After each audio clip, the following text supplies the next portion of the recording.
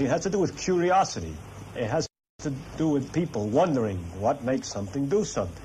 And then to discover that if you try to get answers, that they're related to each other. That things that make the wind make the waves, and the motion of water is like the motion of air, is like the motion of sand. The fact that things have common features turns out more and more universal. What we're looking for is how everything works, and how everything is, what makes everything work. And what happens first in the history is we discover the things that are on the face of it obvious. And then gradually that we ask more questions, and then we dig in a little deeper to things that we can just make. We need to do a little more complicated experiment to find out about it. But it's curiosity as to where we are, what we are.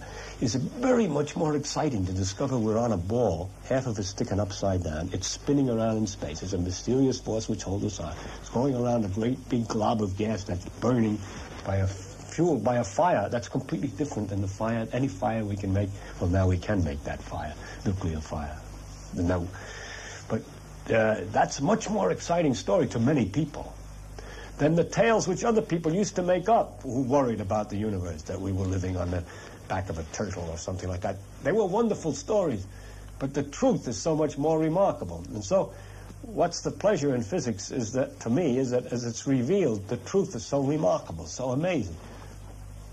And I have this disease, and many other people who have studied far enough to begin to understand a little of how things work are fascinated by it. And this fascination drives them on to such an extent that they've been able to convince governments and so on to keep supporting them in this investigation that the race is making into its own environment.